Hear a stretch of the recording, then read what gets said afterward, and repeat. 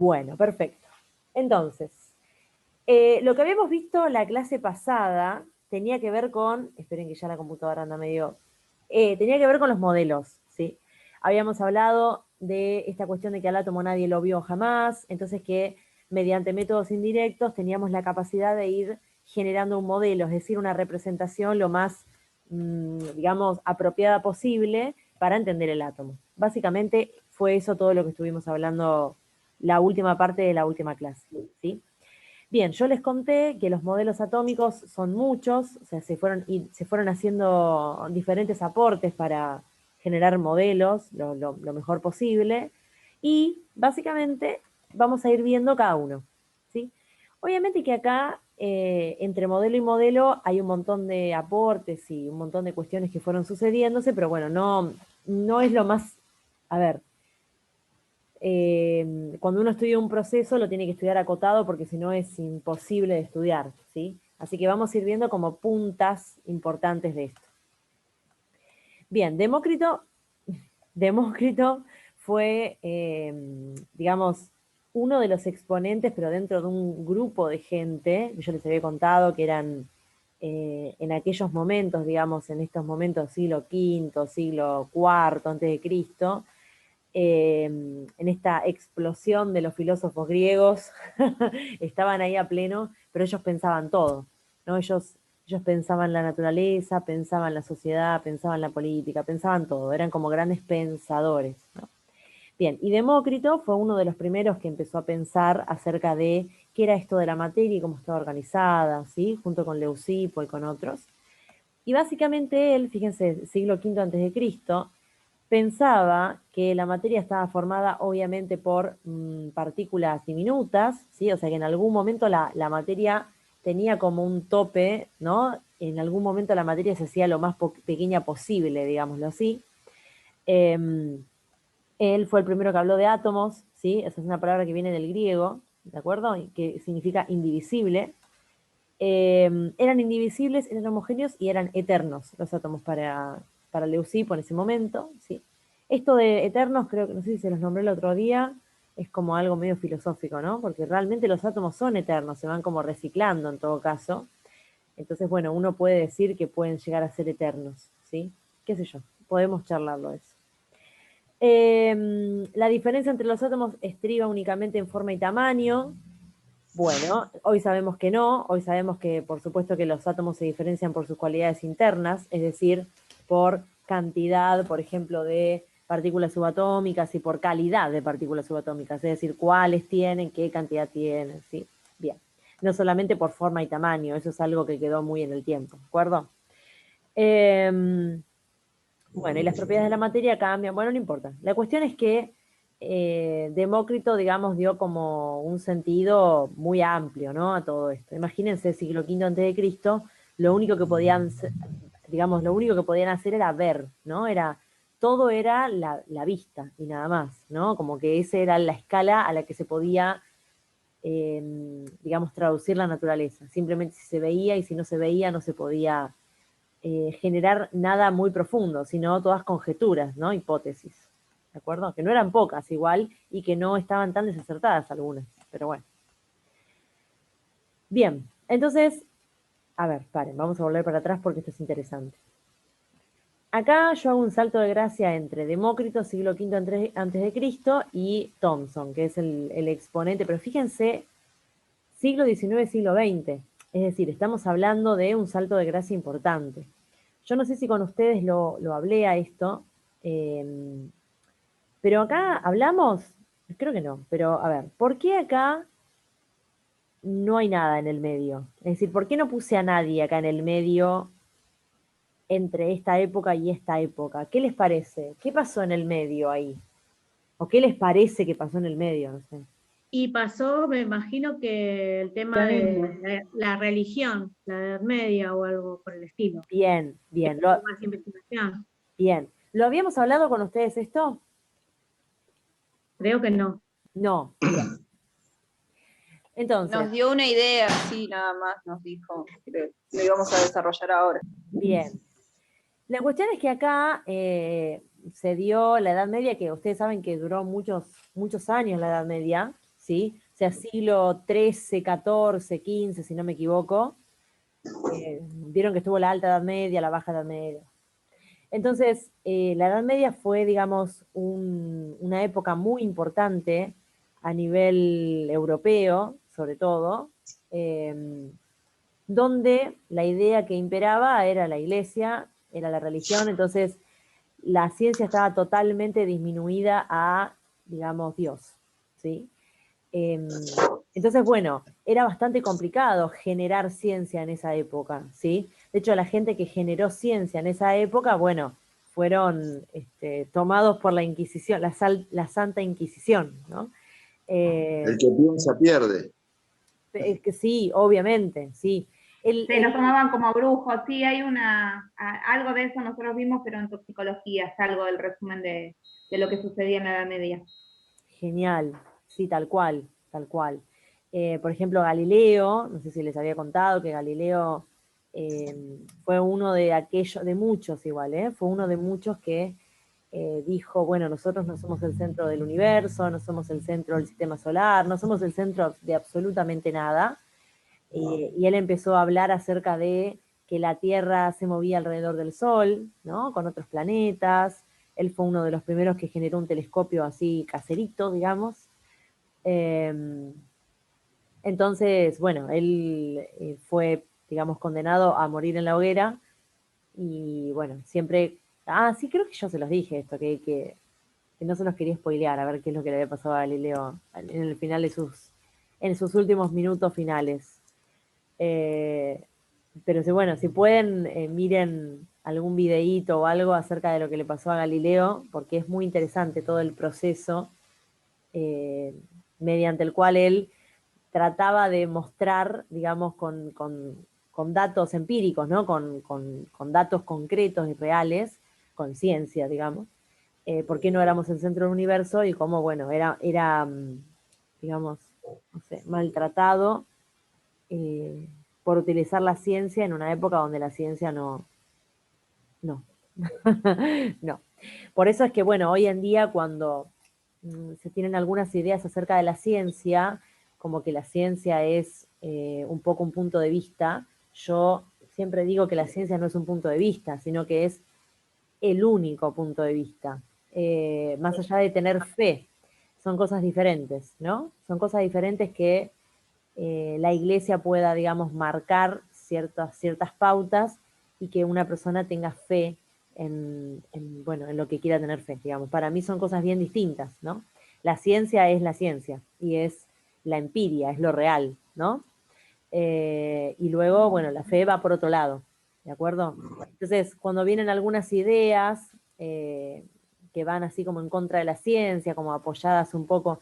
Ojo, algunas ideas no están solamente apoyadas en la iglesia, a veces algunas ideas están apoyadas en nada, básicamente, porque si se apoyan en la fe, por lo menos tenemos algo por donde empezar, ¿no? Es como que son ideas muy de la Edad Media, ¿no? Cuando se va en contra de la ciencia.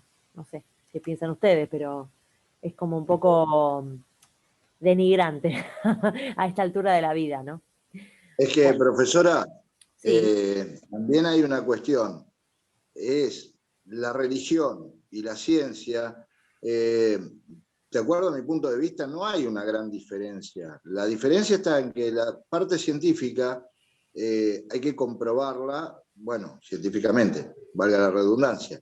Sí. En cambio, la parte de la religión, hay como un lugar ahí o como un espacio donde, y no me refiero a la religión católica, sino a todas en general, donde se puede manipular a través de, no, porque lo dijo el Señor o Dios o Alá o quien sea. Por ejemplo, en la Biblia dice clarito que, bueno, Dios, por ejemplo, tomó tierra, agua, no sé, le sopló la nariz y salió caminando a Adán. Bueno, en realidad, si uno lo lee así en seco, no hay ninguna cosa rara, porque de hecho nosotros, los seres humanos, estamos hechos de tierra. Pues, bueno, o sea, todos los componentes de la tierra también están en nuestro cuerpo, o sea, y agua. O sea, básicamente no hay una gran diferencia entre lo que pueda descubrir la ciencia diciendo, bueno, tiene tanta materia o tiene tanta parte de tierra, tanta parte de agua y, bueno, Ahora, el tema es que si después eso yo lo quiero decir a nivel religioso para incidir, digamos, en el pensamiento de la gente, es otra cosa. La parte científica me va a decir, mira, vos tenés hierro, tenés magnesio, tenés esto, tenés aquello, y tanto porcentaje de tanto.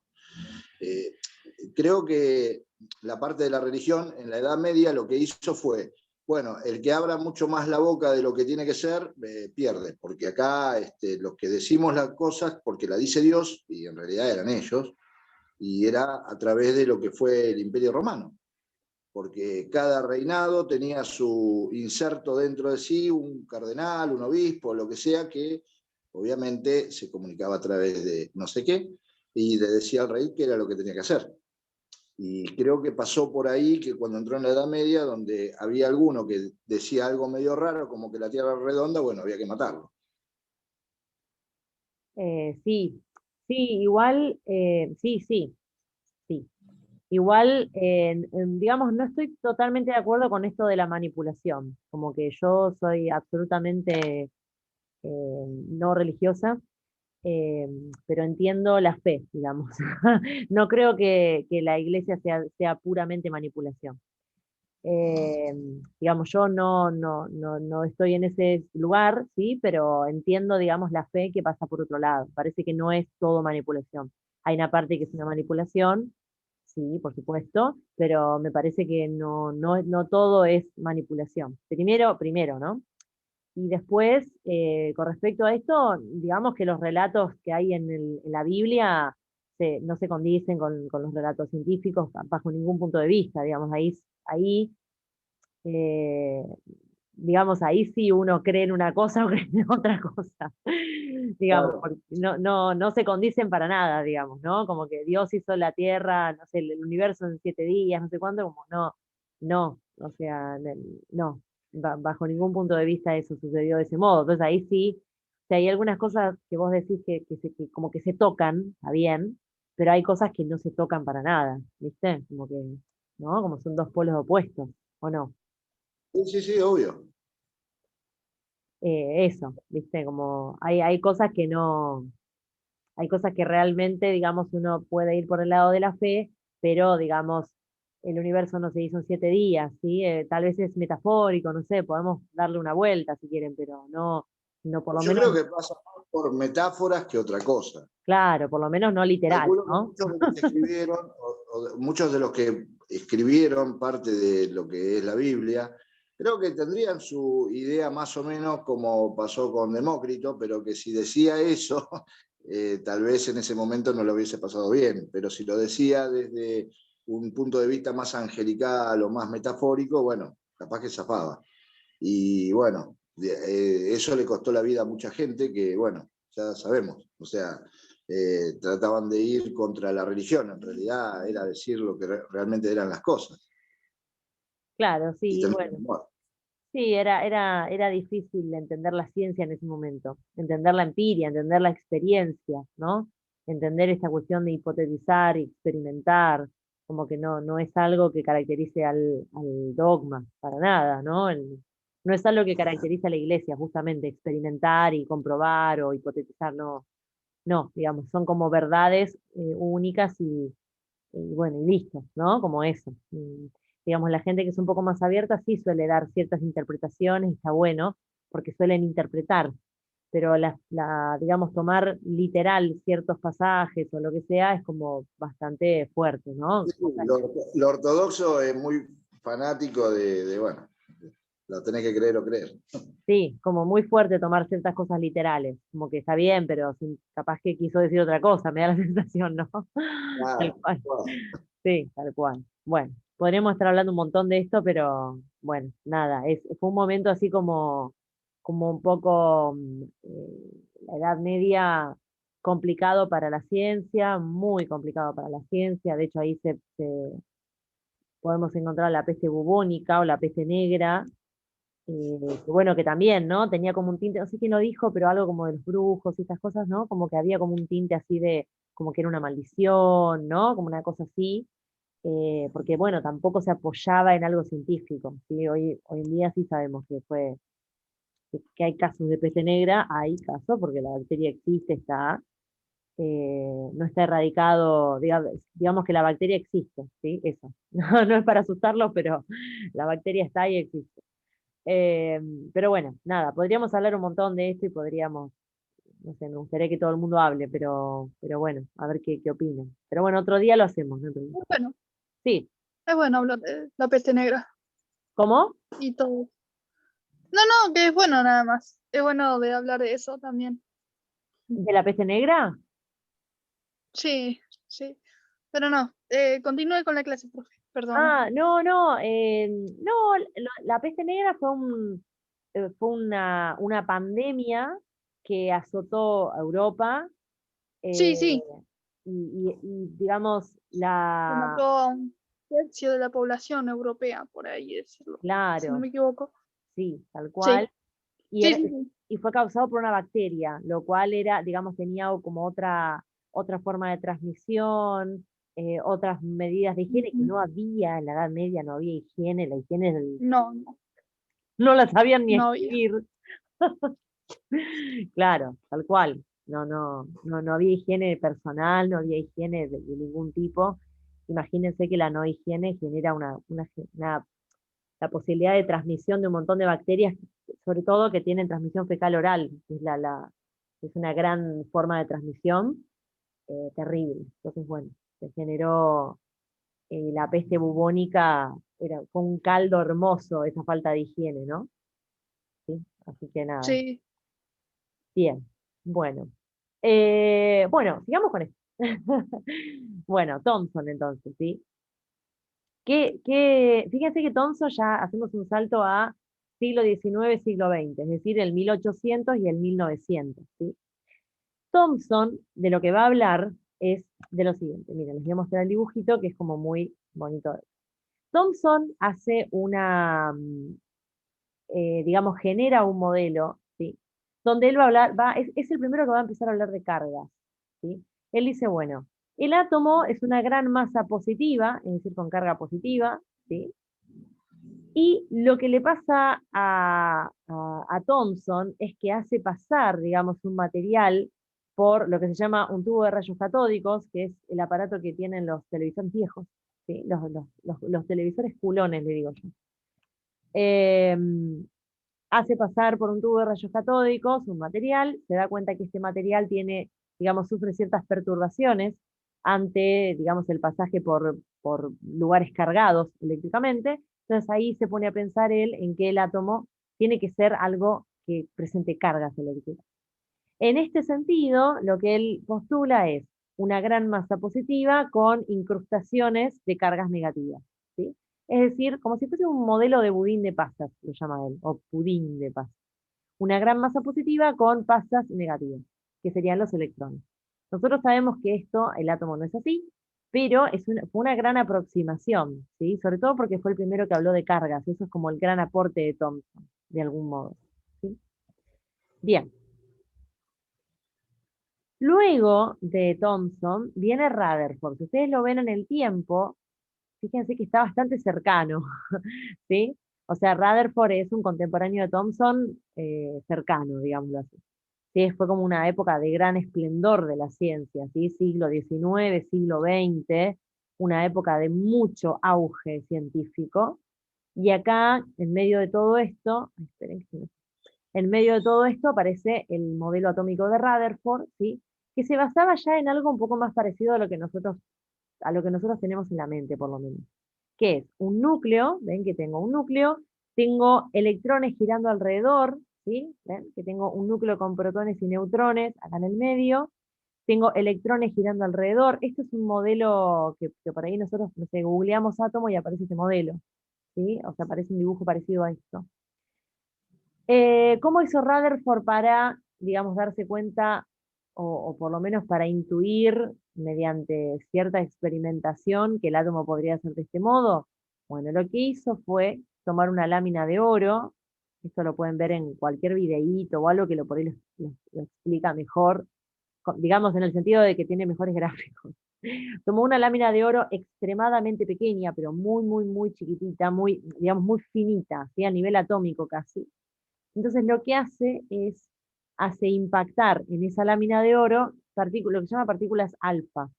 Las partículas alfa son partículas positivas, ¿sí? Es un protón y un neutrón, pero no importa, son partículas positivas. Entonces, cuando las hace pasar por la lámina de oro, se da cuenta que algunas pasan de largo, ¿sí? Esta es la posibilidad 1, pasar de largo.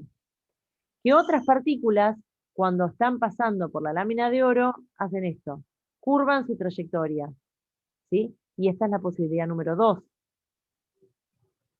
Y otras partículas, cuando llegan a la lámina, se quedan pegadas ahí. Y esta es la posibilidad número 3. ¿Sí? Esto es más largo, pero resumiéndolo. Entonces, las partículas que pasan de largo, dice Rutherford, son partículas que no se chocan con ninguna partícula atómica, ¿sí? Porque no pasaron cerca ni se chocaron con ninguna partícula atómica, sino que pasaron por el espacio entre el núcleo y los átomos. Perdón, el núcleo y los electrones. ¿Sí? O sea que pasaron por este espacio, como si pasaran así. Ay, esperen. Bueno, ahí me choqué con algo. Como si pasaran así, ¿ven? Que no toca nada. ¿Sí? Pasa entre el núcleo y los electrones, es decir, que pasa por esa especie de espacio vacío. ¿Sí? Ahora vamos a hablar del vacío también. Bien. Entonces, esta es la posibilidad número 1, ¿sí? Que pase por, digamos, el vacío. Ahora vamos a hablar del vacío, ¿sí? No lo vamos a dejar ahí nomás. Bien. La segunda posibilidad es que su trayectoria se curve cuando pasa por la lámina. Es decir, que acá, si la carga es positiva y se curva su trayectoria, quiere decir que está pasando por algo que también es positivo acá, ¿o no? Es como que se repele, ¿sí? Entonces, si esta partícula en algún punto se repele porque acá hay algo positivo, ¿sí? Entonces él empezó a darse cuenta que había partículas positivas, ¿sí? Y la última posibilidad es que esta partícula que es positiva, al llegar a la lámina de oro, se quede ahí. Entonces eso implicaba que acá hubiera cargas negativas también, ¿no? ¿Por qué? Porque si algo positivo se queda pegadito a la lámina, quiere decir que algo negativo tuvo que haber habido para que se genere esa interacción tan fuerte, ¿sí? Entonces, ¿qué pasó? Él hizo todo esto, pero al final de todo esto, o sea, él hacía impactar, no sé, de acá venían las partículas alfa, salían de acá, y con esas partículas iba impactando la lámina. Bueno, de este lado lo que él tenía era un lugar para revelar cuál era el patrón que se generaba cuando pasaban las partículas, ¿no? Obviamente, tipo radiografía. ¿Se acuerdan que yo les conté? La radiografía es que uno se pone en el medio entre un aparato que te tira rayos X y una placa atrás que toma los rayos X y se ve como el patrón de uno, el patrón de los huesitos de uno. ¿Sí? Entonces, acá es lo mismo. ¿Sí? Yo acá genero las partículas, las irradio, ¿sí? O sea, las voy mandando hacia la lámina de oro, y después acá tengo, no sé, un aparato, no importa, ¿sí? Que me toma el patrón que va dejando esas partículas. Entonces, gracias a este patrón que salió luego de haber irradiado con las partículas alfa, es que él se dio cuenta de esta estructura. Es decir, una estructura nuclear con partículas negativas dando vueltas. ¿Se entiende? Es decir, que él fue en contra de el modelo, él fue en contra, digamos, del modelo de Thomson, ¿sí? Porque Thomson decía que estaba todo incrustado en la misma, digamos, en el mismo sistema, ¿sí? Y Rutherford dice, no, las partículas positivas están en la zona nuclear y las partículas negativas están en la zona extranuclear. O sea que él hace esa diferenciación, ¿sí? ¿Se entiende más o menos esto? ¿Te digo? Sí. Sí, pero Perfecto. Sí, profesora. Genial, buenísimo. Entonces, bueno, Rutherford acá, ustedes recuerden que la ciencia, digamos, es acumulativa. Es como que nada es que está mal o bien, ¿no?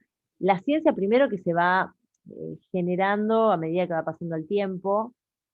Imagínense que no es que Thomson estuvo mal y Rutherford estuvo bien. Thomson hizo lo que pudo con la experimentación que pudo, obviamente.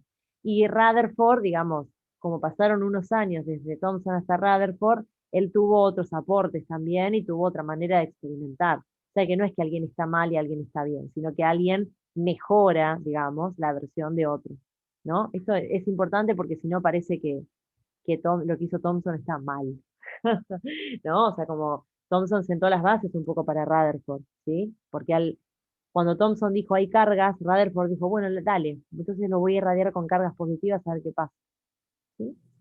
Bien. Y ahora tenemos el modelo cuántico. El modelo cuántico es el famoso modelo actual, ¿sí? O sea, nosotros pasamos del modelo de Rutherford a este modelo, que es nuestro modelo, el modelo actual del átomo. El modelo actual del átomo va en contra de esto un poco, de vuelta.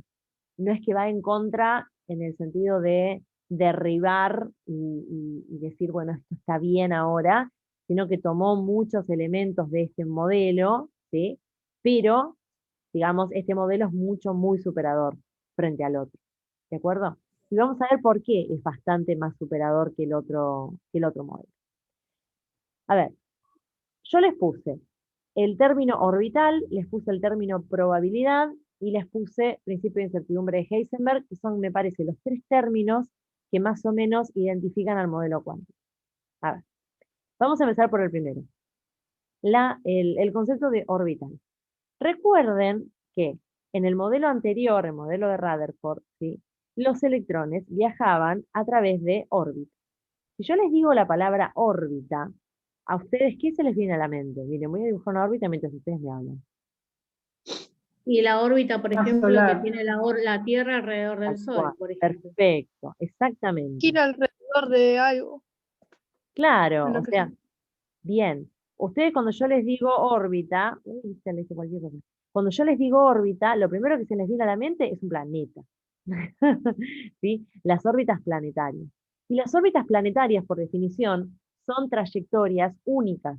No se modifican las órbitas planetarias. Es decir, el planeta Tierra gira alrededor del Sol en una órbita determinada, ¿no? O sea, nosotros no modificamos nuestra órbita.